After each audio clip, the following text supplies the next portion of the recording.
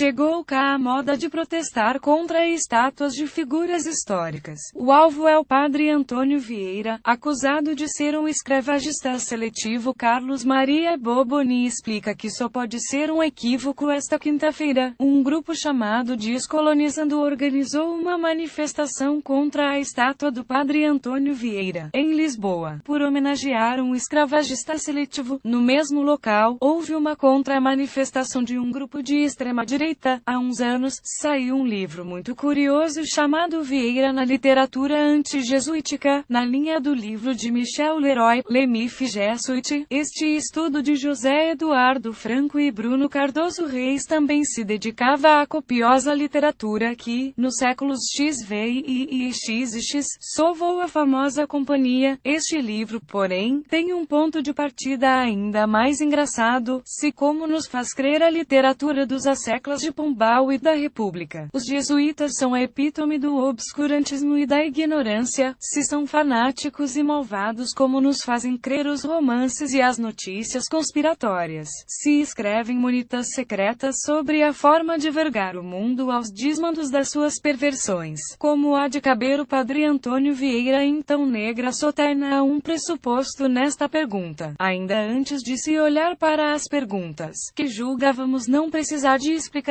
está no facto de o padre Antônio Vieira ser uma figura praticamente unânime, um gênio da língua para os mais atreitos ao paladar, um defensor dos índios para os humanitários, e um famoso devoto de Santo Antônio para os mais patriotas. Eis se não quando começa a circular pela internet um folheto, a fazer o maior esforço por se distanciar da correctíssima prosa de Vieira, que abala todas as nossas certezas mais profundas. A ocasião é simples. Há pouco tempo, entre esforços conjuntos da Câmara de Lisboa, da Santa Casa da Misericórdia e da Reitoria de S. Roque, decidiu-se que o Largo da Misericórdia ainda tinha espaço para albergar uma figura um pouco mais insigne do que o famoso cauteleiro que por lá é homenageado. Cinzelos, então, uma estátua àquele que descreveu um dia da forma mais brilhante a feitura de uma estátua. Não sabemos se motivados pelo exemplo americano da remoção das estátuas do General Lee, se pelo exemplo espanhol que tem retirado tudo o que a estátua de Onecinho Redondo ou de Ramiro Ledesma Ramos, os nossos panfletistas manifestarem-se contra a homenagem a uma figura da mesma cepa. Não aceitamos essa estátua em 2017, afirmam com um revolucionário sentido estilístico e uma economia da gramática própria dos mestres latinos. Padre Antônio Vieira foi um escravagista seletivo. O folheto que apelava à manifestação contra a estátua do padre Antônio Vieira. Quem leu os libelos de Antônio Sérgio ou de Almeida Garrett contra o imperador da língua, quem conheceu as intrigas dos oratorianos e as invectivas de iluminados como Verney, já está habituado a algumas críticas ao pregador da Capela Real, que construía magníficos castelos sobre o nada, que a sua prosa era oca, que não soube ou não quis escapar às capciosas malhas da argumentação jesuítica, que torcia a doutrina em benefício daquilo que queria dizer. Agora, escravagista seletivo, a expressão, já de si, é curiosa. Em geral, não há esclavagista ou escravagista para ser fiel à letra que não seja seletivo. As pessoas tendem a julgar que elas próprias não servem para escravas. Podíamos ter, no entanto, uma distinção subtil entre a escravatura maneira romana, em que qualquer vencido pode ser feito escravo, e a escravatura moderna, que só considerava legítima a escravatura de outras raças. Acontece que com todo o trabalho do padre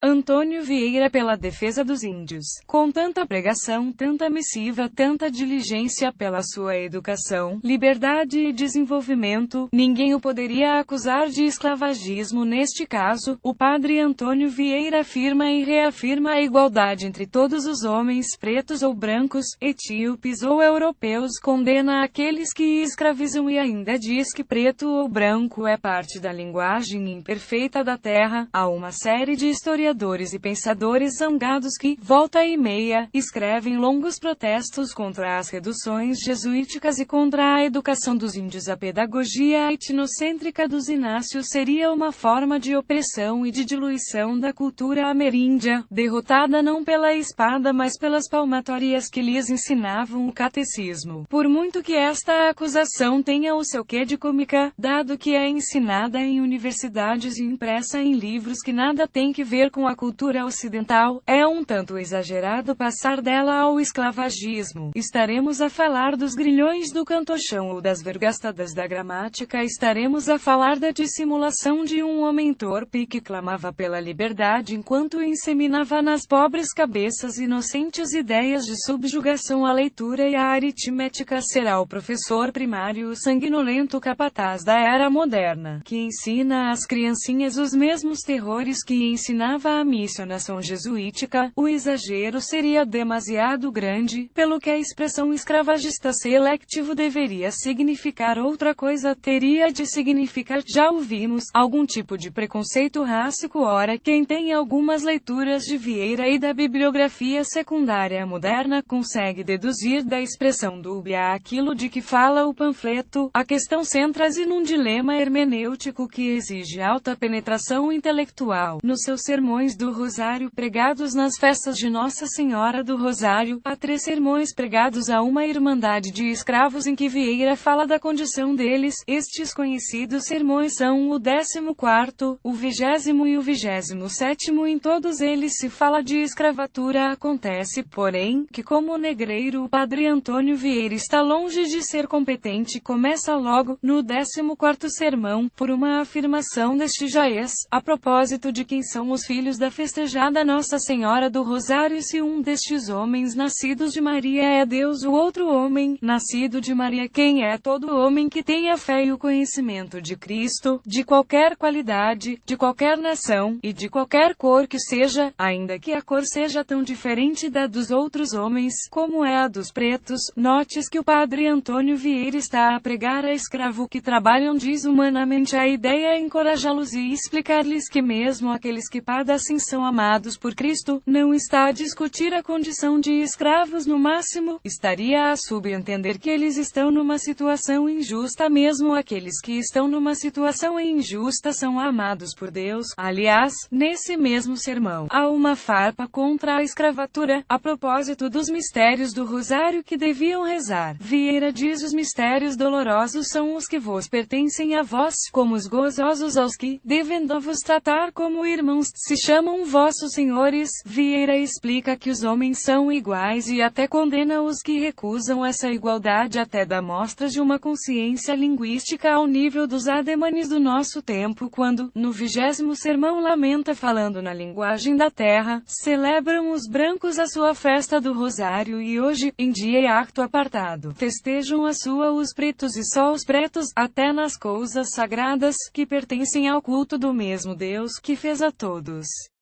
iguais. Primeiro buscam os homens a distinção que a piedade para aqueles que o condenam. Vieira devia bradar contra a escravatura, não como um pregador mas como um revolucionário. Avante Laletre. Os críticos não concebem que um homem esteja a pregar sobre um assunto acreditando verdadeiramente naquilo que diz, ou seja, Vieira afirma e reafirma a igualdade entre todos os homens, pretos ou brancos, etíopes ou europeus. Condena aqueles que escravizam e ainda diz que preto ou branco é parte da linguagem imperfeita da terra. Que tipo de esclavagista é este? Que brando racista! Em vez de calcar a inferioridade de uma raça, afirma a igualdade entre os homens. Claro que racismo e esclavagismo não são a mesma coisa, mas, a ser acusado de esclavagista alguém que diz que os senhores deviam tratar os escravos como irmãos, só poderia ser um esclavagista não seletivo. Afinal, se todos os homens são iguais, qualquer um serve. A acusação, mais comum do que parece, nasce do mais elementar e incompreendido anacronismo histórico. Habitualmente, a acusação de anacronismo serve para encobrir o mal feito noutras épocas. Esta posição relativista, no entanto, não é aquela de que falamos. Se, de facto, Vieira defendesse a escravatura, seria um esclavagista. Anacronismo, porém, é olhar para um modo de pensar com os olhos de quem não acredita nele, ou seja, para aqueles que o condenam. Vieira devia bradar contra a escravatura, não como um pregador mas como um revolucionário avante leletros. Críticos não concebem que um homem esteja a pregar sobre um assunto acreditando verdadeiramente naquilo que diz. Que Vieira diga que não importa a condição deles porque são amados por Deus parece-lhes uma forma de manter manso o rebanho. Não lhes parece possível que, em primeiro lugar, Vieira queira oferecer consolo e, em segundo lugar, que não esteja a falar para os patrões, isto é, o padre Antônio Vieira não precisa de explicar aos escravos que a situação deles é injusta. Não há trabalho nem gênero de vida no mundo mais parecido à cruz e paixão de Cristo do que o vosso. Em um destes engenhos, dizer que o padre Antônio Vieira era esclavagista é como dizer que era a favor da morte de Cristo. Vieira louva o modo como Cristo se portou numa situação injusta e exorta quem a vive a portar-se da mesma forma como Boécio fez com a sua morte, ou, no exemplo de um gentil epíteto com a sua situação. Quer isto dizer que Boécio era a favor da sua morte ou epíteto da sua escravatura? Que um materialista não acredite na relevância do modo de viver uma situação é uma coisa, que isso implique que a única coisa a dizer sobre a escravatura é que ela não devia existir já é completamente diferente. Todos os que visitam presos são pela prisão deles. Vieira, é certo, com o seu estilo entusiasmado, muitas vezes exagera, faz parte do seu modo argumentativo menorizar tudo para dar relevância àquilo de que fala. Num dos sermões de Santo Antônio, superiorizou a Cristo, já que, em certa igreja, Antônio converteu 3 ladrões de uma assentada, enquanto Cristo na cruz só converteu um. Quer isso dizer que acha Antônio superior a Cristo? Não. Significa que está a falar de Antônio. Do mesmo modo, quando fala de índios é capaz de superiorizá-los a todas as raças, e quando fala de escravos é capaz de dizer coisas como esta: ninguém haverá que não reconheça e venere na cor negra 2 prerrogativas muito notáveis. A primeira, que ela encobre melhor os defeitos, os quais a branca manifesta, e faz mais feios. A segunda, que só ela não se deixa atingir de outra cor, admitindo a branca a variedade de todas, e bastavam só estas 2 virtudes para a cor preta vencer, e ainda envergonhar a branca.